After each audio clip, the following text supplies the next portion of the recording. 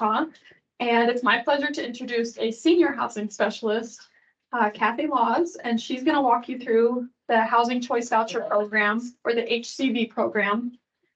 And once we get all the PowerPoint set up, then we'll be ready to go. Since we got started a little bit late, I'm told that this one can go until like 11:10. But if you need to leave early for the bathroom or water or anything, please feel free. Did everyone get a handout when they walked in the door at the back table? No. Okay. I believe we only brought 50 copies. Looks like more than 50 people in here. But I'll be coming around with those if you didn't get it. Otherwise, I will pass it to Kathy and she can get started. Thanks for being here.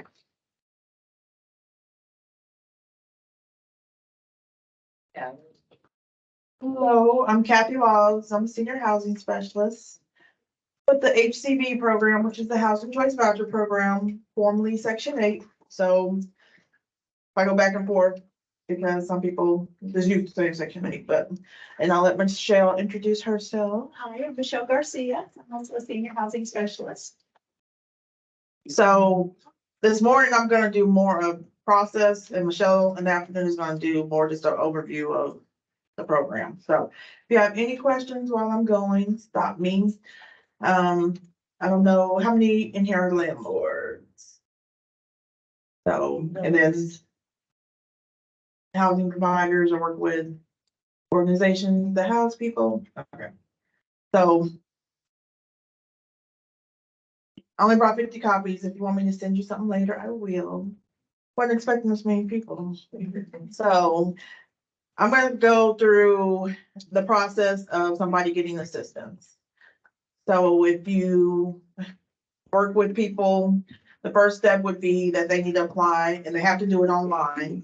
So Michelle, what's the web?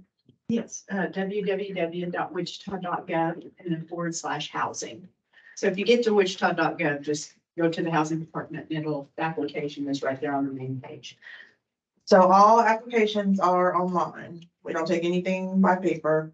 So they would apply online. 24 hours later, then they have to go sign them for the portal. And then they sit on the wait list. And that could be a month, years. It's just whenever we call people in and they come to the top. So we do have a residency preference. So that means if they live, work, or offered employment in our area, which we cover Cedric, Butler, and Harvey County, everything but the city of Newton.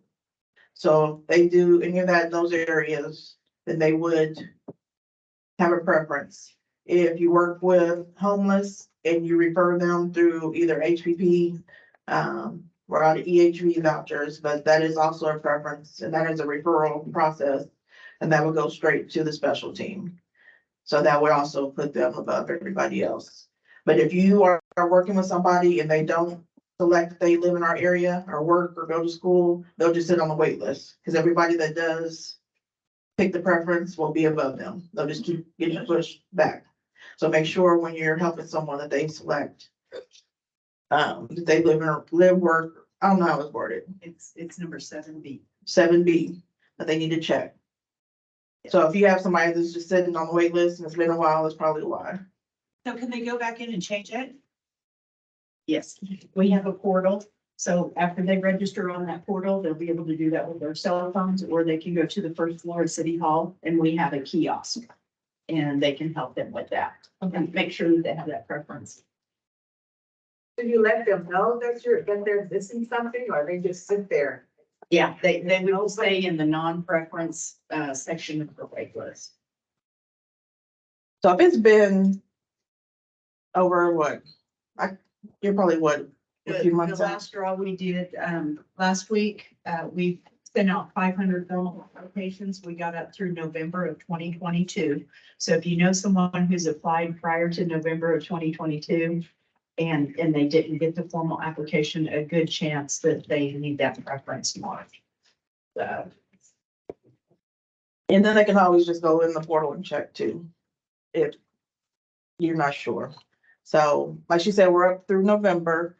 And then after that, it just depends on how we need people, how we call. So once they're on the wait list and they get called, they'll get a formal application packet in the mail. And they have 2 or 3 weeks to get all the information back to us, and we require social security cards or proof of their social security number for every member of the household, birth certificates or proof of date of birth for all minor children, IDs for all adults, current proof of income. And when we ask for income, it can't be older than 60 days, even if it never changes. The date on it can't be over 60 days. So normally that's the problem with social security. They want to give us the letter they got at the beginning of the year. And it can't be dated past the date that we requested it. So if we ask for new proof of income, that's why, because we can't use anything over 60 days old. So if they get cash assistance, any of that, the date on the letter has to be current. Or at least within the last 60 days from the day we asked for it. Paycheck stubs, any of that. If they do odd jobs, they can self-report. But we need all the things that are listed on the application. So when we get that back, we do their eligibility.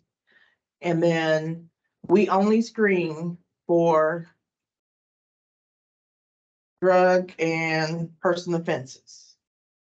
So anything in the last 5 years, any drug charge, whether it's paraphernalia, selling, if they were convicted of that in the last 5 years, or any person offense against another person will keep them from being eligible. If they've been kicked off or terminated negatively from any federally assisted housing program in the last 3 years, they would be ineligible. So those are the two main, and they can't owe any housing authority money. So if they owe us money or any other housing authority, they would be ineligible until they paid it back.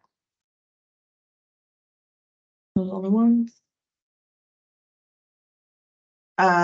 If they don't produce the documents that we require within the time, then they would be withdrawn also.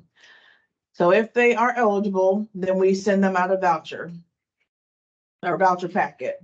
So the packet has their voucher, a voucher briefing reference guide, a packet called A Good Place to Live. And everybody that gets a voucher gets a letter that explains the process, and it has the amount they can look for, the range they need to stay within, and their estimated portion based off the income they gave us. So every single person gets it, whether they look at it, is up, I don't know. But so for a landlord, we've told them an estimated portion, but that is based off of the income that we did their eligibility with. If their income changes before we lease them up, it could change. So if you're wondering what their portion is when they move in, we tell them to pay what's on the letter until we actually figure it out. But every single person gets a letter, giving them a range to look within, and then an estimated portion to pay. So the voucher, all it is a piece of paper. It has their bedroom size, the date they got it, and the date it's gonna expire. So all vouchers are good for 120 days. Question, as a landlord, part of the program. Is it wise, well, I'm learning, and just want to know what the city thinks. That when you're doing the vouchers, can the landlord, like put in trash? Mhm. In some cases, if they're seniors, cut the grass. Can you put that part of the rent lease? The trash, yes, put whatever in your lease, Okay. but payment wise, the trash would make a difference. And what else? So if it's not lawn service, what else could you? So when they get the voucher, they're gonna get this packet, and I can't really see it good. And this is the request for tenancy approval. And so this is what you would fill out as the landlord, and they need to bring back to us to get the inspection. So if you can see, number 2 is the address of the unit. 3 is the requested beginning dates of the date of the lease, the bedroom, the year constructed, and the proposed rent. So that's where you will put the rent amount you're requesting, and that needs to include everything that's mandatory. So if you want them to pay the trash, that would be in that amount. If they have to pay pest control, if you have what's it, like a legal liability fee I've been seeing lately, like anything that's mandatory has to be in the rent. So that's the amount, because that's what we're gonna base if they're approved on. So.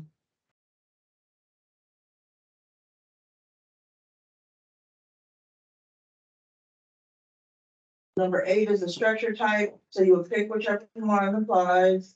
And then this is the part where you would mark the heating, cooking, and water heating, are they gas or electric, and then who's paying it. So either the tenant or the landlord. And if you are charging a mandatory fee for, so you have like a $35 water and trash fee, that has to be included in the rent. So that would be a total amount for the rent, and then you would put the owner as providing it. If you're doing a, like rubs, or if the amount changes every month, then that would be on the tenant. Even though they're paying you, but you're gonna give them a bill that's different every month, then that would be a tenant paid utility. But if they're paying you a flat fee for something, then you put that in the rent. So lawn service, though, we don't necessarily count unless you have it in the rent already.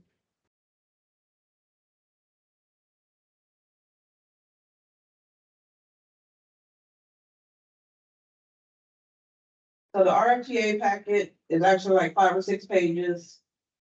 They'll sign it, you'll sign it. There's a lead-based paint disclosure form that has to be filled out no matter what year your unit was built, because we require it. And then there's a tenant pre-inspection checklist, and they have to do that before they can turn it back in. So whether they really look at it or not, but it has to be done. And then there's a blue form on the back that you fill out as a landlord. So that whole packet has to come back in order to get the inspection. So if you call and say, I found a place, I'm gonna say, turn in your RFTA. So the proposed rent, when we give them their estimated, or the range to look within, if it's outside of that range, and depending on the utilities, then we'll tell them it's too much, or they can't get it. So you can always ask to see their letter. You can see their voucher to see what bedroom size they're approved for. I have a question about rent and bedroom size. So oftentimes, like, I'll have 2 or 3 bedroom and their vouchers for like a 2-bedroom, but the amount of rent they can get is more than I'm charging for a 3-bedroom. So as long as the rent is in the amount, in the range that their bedroom size is, they can get whatever size you. That's been my experience. So if they're qualified for a 2, but they find a 3 and it's in the 2-bedroom range for their, what's on their paper, then they can get it. Somebody had their hand. I have a couple of questions. On the, so I think the most difficult time that we're having is finding, and I work with young unhoused adults, 18 to 24, through the Wichita Children's Home. We're having a difficult time finding 1-bedroom, because that's what most of my kids get, within that price range. Knowing what the market is now, and the fact that rents have gone up. And I hate to say, is there a plan to raise that? But So our rent, the amount they're approved for is based off, so every year HUD does a fair market rent for the area. And then we do the payment standard, so we can go up to 110% of the payments of the fair market rent. So the rent they're qualified for 1, 2, or 3, or however many bedrooms is based off of that. So the rent amount, so the payment standard and the utility allowance. So the utility allowance is a formula that we do every year. And we take that amount off the payment standard to get them rent that can be charged. So the more utilities you pay, the more rent you can ask for. So I don't know if you've ever seen one of the letters or what we tell them to stay within. We give them a range if the landlord pays the water and trash, or if they have to pay all the utilities, because it's different based on what utilities the landlord will pay or they have to pay. So the amount is sort of what it is. And can you tell me whose responsibility it is to turn in that RFTA? I've heard both, It's the but. tenants, because it's theirs. Okay, So we've seen more landlords doing it, but it's the Yeah. tenants. Because it's their paper, their voucher. If the landlord doesn't turn it in, it's still the tenant's fault. okay. When are the amounts reviewed? We have kind of the opposite program, a problem as her is we tend to have larger families that we're trying to house. Mm. And their rents have increased significantly, especially on like 4-bedroom units are really, really hard to find, but when you find them, a lot of times they're over what HUD allows. So how often is it yearly and what? It's yearly, a so fiscal year? Or every January, every they, January? Okay. so probably like in October-ish, they start looking at it, and then it's effective January. So if there is gonna be an increase, you wouldn't see another increase until next January, is that right? So for the most part, they need to stay around the range we give them. If they have income, there is a possibility they can go a little higher, but that's case by case. So if I told you to stay at 550 for one and you find 580, I'll say, well, let me see if it works with your income, the utility allowance and all that. So do they have to stay at that amount? No, but they need to stay probably close to it. And if they don't have any income or very low income, they have to stay in the range we give them. So if they have a job making decent money for, and still qualified, then they have a little more wiggle room than somebody that has no income or very low income, because they would have to stay in the range we give them. I have a question on timing. As a landlord, things rent very, very quickly. Mm. So they come, they find this place, they want to apply for it. How long is it from the time they turn this packet into you before we would know if they?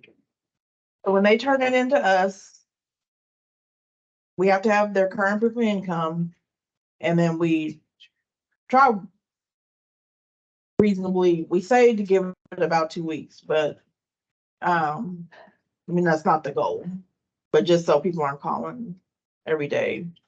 But if I can look at something up and tell you, that's probably too high. So if I told you to stay around 550 for one and it's 700, I'm gonna tell you no. I mean, right away. Right, I'm just wondering how long am I gonna hold my property to find out if they're gonna be able to rent it or not? So that shouldn't take too long, Oh, as long as they've given us what they're supposed to do. So that's all we require now. So that is a little different. They have to give us their current proof of income when they turn in their request for tenancy approval, or we won't do anything with it. So we can then make sure that they qualify for it. So once we do have that, we'll let them know, they should let you know. And then if they qualify for it, then we would turn it in for inspection. And inspections are done as they get them. Really not, I won't say circumstances might make it take longer just because of if the client owes us something, they are required to go to attend a virtual briefing meeting that they have to, if they're new, that they have to look at online before we'll turn it in also. So if they're just a relocation from one housing unit to another, they don't have to do that. But if they're a brand new person off the wait list, they have to participate in that meeting before we can turn it in. So income in the meeting, and they've had to turn in back all their paperwork before we'll turn in and place for an inspection. So once it's inspected, we require a new lease. So whether they live there, whether they're moving in, they have to sign a new lease. Even if they moved in last month, we require a new lease. We can't do anything without a new lease. The inspection is done, does it have to be vacant? So we'll do Well, the tenant can live there, yeah. We won't do it if anybody else live there, but yeah, the person can already live there. And then, so if they did already live there, then they would have to sign a new lease. Either way, we require a new lease. Yes. So I'm gonna tell you 2 weeks, even though it's probably shorter. So if you're working with the special team, they try to do them quicker. It just depends. If we get everything we need, we can get it turned in. I'll at least give it a few days. After 3 or 4 days, it should be scheduled, as long as we have everything. If they turn it in, or we have to look at it, so that's, I mean, give it a few days at least. So don't turn it in and then think it's gonna get done that day. That's like very rare. It'll be like they had a fire or something and need to move or so. But if you ask, I'm gonna tell you 2 weeks. Give it about 2 weeks How about the inspection report coming back? from the inspector. Mhm. So when they come back in the office, then they put it in the system and we probably don't get it till the next day. So if you call and say it passed, I'm gonna say, if the inspectors don't come back usually to the afternoon, so I wouldn't know until then, at least. And then the past inspection, I probably won't have until the next day. The gathering income, I was gonna say, if you're gathering income to do your application, if you're a landlord, you could send that on in with it, because we may be able to use that income. And so I know several of my landlords have been just doing that, because they know that's something that's gonna hold up. And so we get the packet, and then now we need the income, and so we're calling the client to get the income. So if you're gathering it with your application process anyway, and you've got a couple of consecutive paycheck stubs or letters of assistance, that type of thing, you could send that in with the RFTA, or, you know, remind them to bring it to us. And also if you're a provider too, and help them get that, that can expedite. So for the lease, sorry to say, you have to sign a new lease. The lease cannot start before the inspection passed. So if it passed today, you can start today if you gave them the keys or if they already live there. But we can't take a lease to start it before the day the inspection passed. So the start date would be, so let's just take today. What is today? The 19th. So if it passed today, they already live there. You could do April 19th, 2023. And the end date always for us has to be the last day of the month before the next year. So if it starts April, then it has to end March of next year. Because we're gonna call you and tell you we can't, that we need you to change the end date. So I know people like to do, it passed today, I'm gonna do April 30th. We're gonna tell you it has to change to the last day of the month before. No matter what day it passed. If you started April 30th, I'm still gonna tell you it has to end March 31st of 2024. So at that point, I would just tell you started the first. But yeah, if it doesn't end the last day of the month, I'm gonna ask you to change it. The inspection still once a year, twice a year. So we have your initial inspection and then we're doing biennial inspection. So every 2 years. So we went from the annual to 2 years. Unless you go into abatement, then we have to do it again the next year. The client can ask for special inspection at any time. And we still do quality control. But for the most part, most people have every 2 years. Also in the lease, the rent amount should be what you have on the request for tenancy approval, because that's what we approve. So any fees, hopefully you put into the total rent amount. If not, then they're listed at least somewhere in there that there's a $35 flat fee, there's a $10 PES fee, and then we would like for you to put in the total amount, but we can add it up. But as long as you have it listed at least. So we need the whole lease, so all pages, any addendums, it has to be signed by you and, or the landlord and the tenant. Sorry, you answered my question. Let me see. And then they are for 12 months.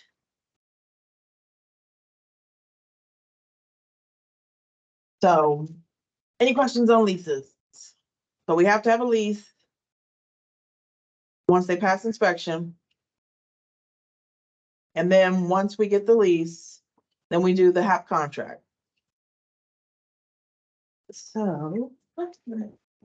Are you guys requiring VAWA with your housing choice voucher, the Violence Against Women Act?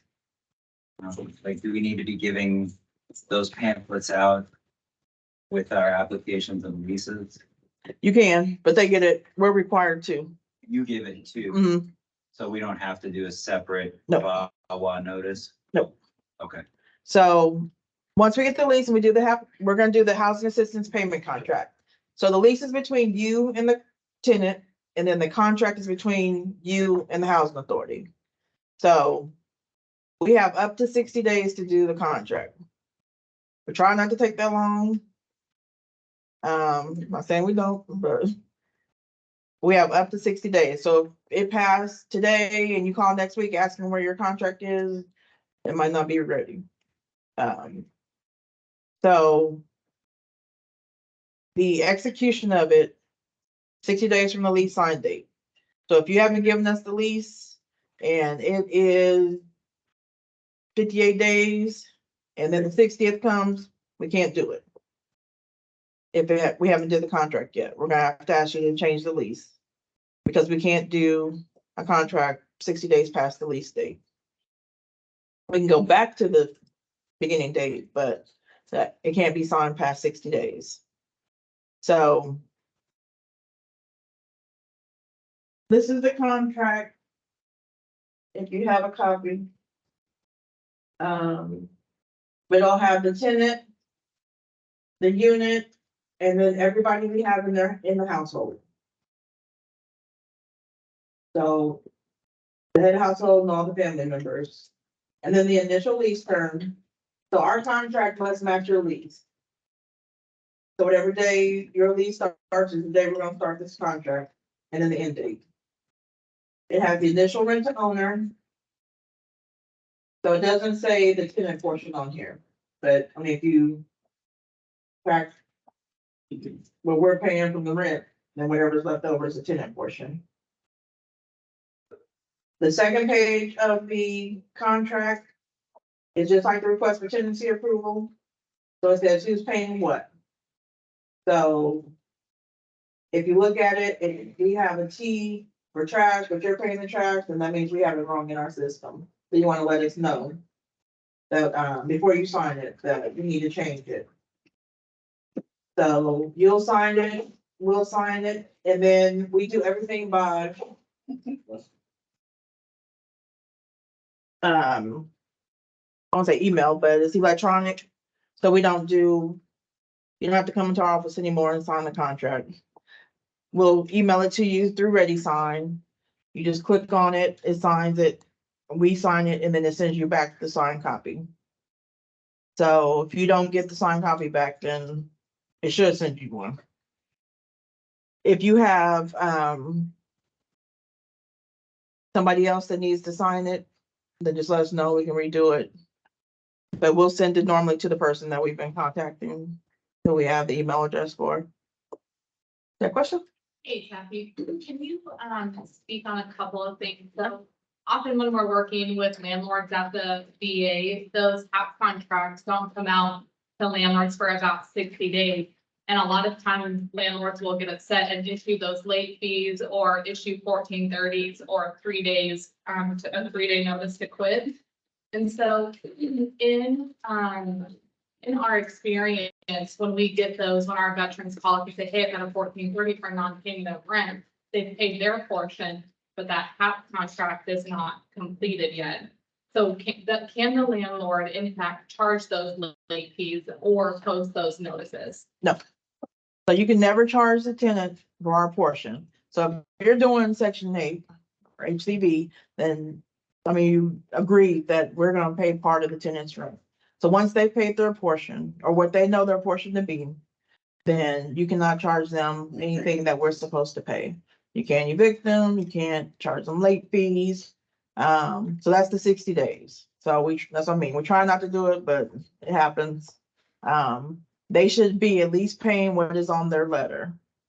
So that might not necessarily be the correct amount, but that's what they need to be paying. So unless somebody has a hardship, we never tell somebody to pay zero. They should at least be paying you $50 because we have a $50 minimum rent. So at the very least, if they don't know anything else, they need to pay you $50. But whatever's on their letter is what we tell them to pay until we actually tell them their portion. And so since we've been gathering income before we turn in the request for tenancy approval, we've been trying to give them as close to their portion as possible. So we call and tell them beforehand that this is your portion. So they should be paying their portion of the rent. So when they get, they'll get a letter that's gonna say what their portion is, what the rent is, what does she just said. Like, will there also be a date on there when they're expected to pay that portion of that rent? They're expected to pay from the day they move in. The day that they're expected to pay the day they move in? Their portion starts the day they move in. There's no grace period. I mean, unless you give them one, but our part starts the day, because even if we pay after the fact, we're gonna go back and start that day. So their portion starts, it might be prorated, but it starts the day they move in, Okay, and that's like, even if they're in the house already, even if they're not part. on that day, when they get that letter, that's when, as soon as they need to just go and pay their annual. Right. Unless it's something else, so it's like, apartments, I know they'll hold it for a while, but. So that's what I'm saying to you as landlord.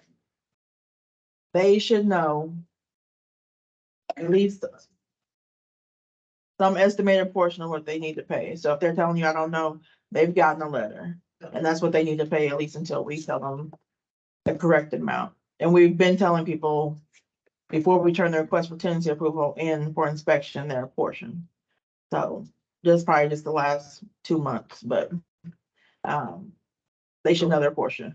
Then they're just contact, the letter is the main thing. The letter they got when they Well, got their voucher. So what they did with the letter, because that's half the time we hear that they didn't get one, but they did. We send one with every single voucher. yeah, okay. And then they get another letter after you sign the contract saying this is your amount.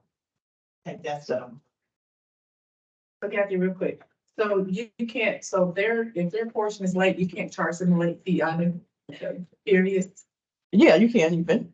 okay, for their portion. Yeah, you can charge for their portion. Right, Not- not- But I mean, in the 60 days, it is sort of like we've been trying to tell them their exact portion before when we turn the request for tenancy approval in. No, I meant like on a monthly basis. Oh, no, they can get, yeah, Yeah, so on a monthly basis, if they're late, you yes. know, then you can still charge them for their portion. Yes. So if every year, Donna Sanchez, who does our payments, she sends out a HAP contract or HAP payment schedule. And so it tells you what day that we're paying, and ours hardly ever comes, I don't think it comes on the first. So it's usually third, fourth, and can't charge me. That's a late fee for that, but they should pay their portions, whatever's in your lease. They should follow that. If they say they don't have that letter that says how much their portion is, would the case manager be able to provide that?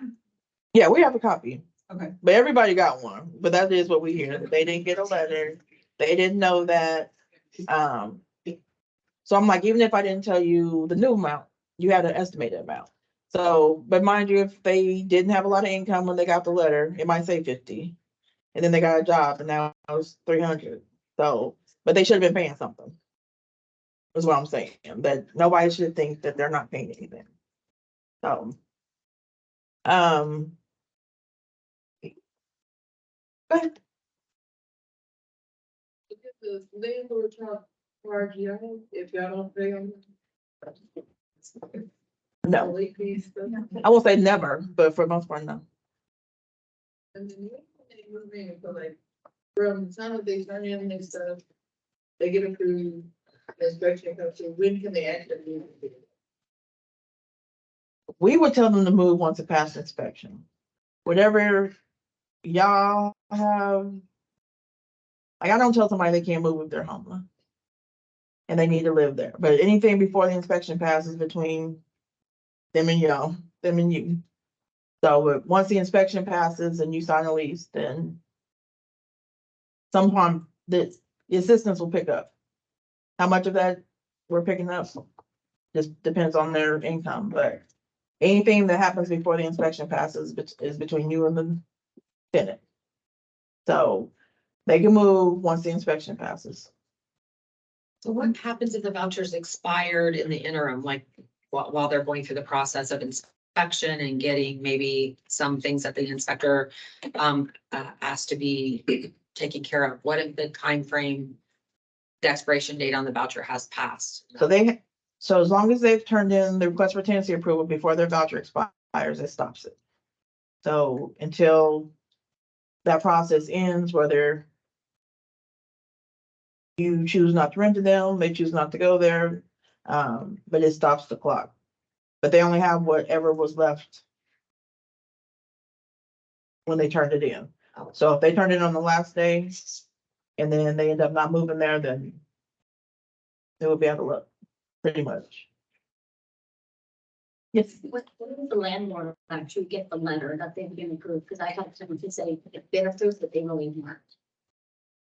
The landlord, so the voucher is your clue that so once you get the contract, then we'll send you the letter. So when you sign the contract, that is sort of your notice of what you at least know what we're paying. And then, so that's the one that's emailed to you. And then after that, we send the letter. Mail, right now it's mail. I'm gonna change lanes a little bit. So I don't know if there's a stipulation with HCV voucher or if this is just up to the landlords, and it may be a landlord question. When landlords are requiring 3 times the rent, is that the normal rent of the property, or is that the rent of the voucher that they have, their part of the voucher? So that's a landlord question. Yeah, That'd be up that's to what I the, thought. so, 3 times the income? Is that Right, 3 times the income, 3 times the income of what the rent now. Yeah. so that'd be a landlord screening, whatever their requirements are. So we don't tell a landlord what they can screen for. Okay. Or what they can require to live in their property, so. I don't know, if a landlord 3 times the what? Income or rent, or, I do that for my tenants that don't have section 8. But for my tenants that have section 8, I don't have the income requirement because I know section 8 is going to figure their rent based on their income. Okay. Yeah, I'm the same with that. Cause I have youth that are getting turned down because they don't have 3 times, they don't make 3 times the rent. Of the regular rent, not their bathroom part. So if the rent is, say, 600, they're not making 1,800 a month, they're getting turned down. For that reason. Section 8 tenants never gonna have 3 times that. Yeah, exactly. Cancel that, that's. Is that Right with now- apartment complexes or private landlords? Not private landlords. Yeah, that's an apartment complex thing. It's in their rules and they get fired for not following it. No private landlord's gonna do that. If Section 8 person's gonna come and make it. And any of our properties, if they're taking section 8 vouchers, the section 8 voucher itself is the proof of income. It's guaranteed. Yeah. and not everybody takes this, and they don't have to, so if that was their requirement, then. They're probably not taking Yeah, section 8. they're probably not. No, they're taking section 8. I've had, yeah. Yeah, they. Section 8 3 Let me times. send this to Wayne. So, any questions on the contract? So if they're moving in the middle of the month, is the tenant getting a prorated amount or is Wichita Housing? Both. You should, Okay, so the tenant, you should prorate just like you would for And how do they know what they should pay? If they ask me, I'll tell them a prorated amount, Okay, but I'm just outright saying, right, so that's something, okay, so if they're gonna move in on the 15th, then we contact housing, ask them what their prorated amount would be. I can tell you. Okay, Yeah. Thank you. Under what circumstances do they get an extension for their voucher? So right now we're giving them, but technically they get 120 days to look, and that is supposed to be, we've given them all their time. So we used to give the 60 plus either 30 days or another 60. So right now, because it is hard to find units, we're giving at least, if they request it, a 30, and then if they request another one, then we'd have to look at circumstances. So, but for the moment, they do get, if they request one, 30. But normally, they shouldn't think they're getting an extension unless it's a reasonable accommodation. Go ahead. You're calculating the prorated amount. Do you use 30 days, 31, or however many days in that? I do I do whatever's in the month, either 30 or 31. So February, you'll do 28, 29. Yes. Normally I do 30. It's for February, but So if we're calculating, we should use 30. Yeah. Thank you. somebody else had their hand up. Okay. So the last thing I want to go real quick is rent increases, because that is an issue. So we require a 60-day notice for a rent increase. It has to be in writing to us and to the tenant, and it has to be given to us on or before the 60 days. So no matter when you gave it to them, if you haven't given it to us within the 60 days, we're going to deny it. And so if you read the HAB contract, which I encourage you to do, even though everybody signs and moves on, but it says that you are required to give us a 60-day notice. And we won't approve it if it comes after the 60 days. So the notice has to include the rent amount that you're requesting. It has to be to each person. Like, we won't take a blanket rent increase. So in January, you can't say, this year we're raising the rent. I mean, you could, but then I'm gonna say, I need another one for that person. So it has to be individual, the month it's effective, the amount, and the same would happen for month-to-month fees. We would consider that a rent increase. So if they need to make up their mind if they're moving or not. Because we can't do the month-to-month fees with less than 60 days. We have to give them at least 30 days of the change. So we require a 60-day notice for a rent increase. So if I send in a 60-day notice, do you send me something back indicating that So- you received it? So we should. So, So we should tell you if we approve it or not. okay, how soon will you know? Cause I'm like 30 days into my 60 days and I haven't heard anything for a couple of tenants. Then call us. Say, call you? Yeah. What's your number? Call, email. If you email the notice, which is better, there is a link that you can do one online. So you can do it online and upload your notice. So at least then we have it. If it's our fault that we didn't do it, we pay the amount of the increase to the tenant if it makes their portion go up, if we didn't do it in timely manner. So email is always the best. Email us the notice. We should get back to you within a week to let you know if it's approved or not, because we have to make sure the rent is reasonable for the area. So the difference in a rent increase and a new amount, the tenant cannot, when they're leasing up in a place, they can't pay more than 40% of their income. So the rent has to be at a certain amount. The rent increase just has to be reasonable for the area. So we might have somebody in a 2-bedroom and you raise the rent to 900, even though I couldn't let somebody move in maybe at that amount, the rent increase could be approved at that amount, as long as it's reasonable for the other rents in the area, because those are two different things. So if you have questions about that, you can call. Yeah. Do you have to do a lease renewal when you do a rent increase? So we do not require a lease for a rent increase, but if you do a lease for anything, we require it. We require a copy. So whether, if you do a lease every year, then we require a copy, whether you don't change anything. But we don't require one for a rent increase. But if you do one, we need it. And then you have to do a contract. So any lease requires a new half contract. Go ahead. I was gonna ask, so one of my clients or tenants, actually get a place and they're approved for, to pay a certain amount of, and everything. And what happens if 6 months down the road that they lose their job? Is that, amount recalculated? Yes, they have to report it. So they're required to report all changes within 14 days. And then we adjust based on whether it goes up or down.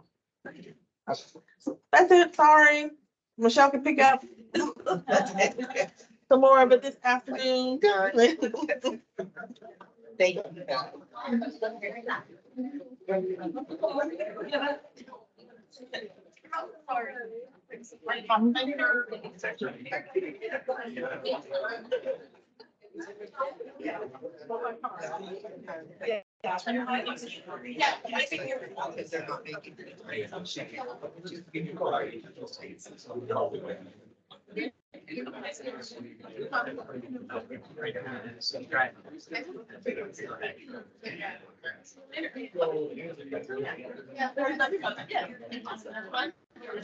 going upstairs for random. You did such a good job. So.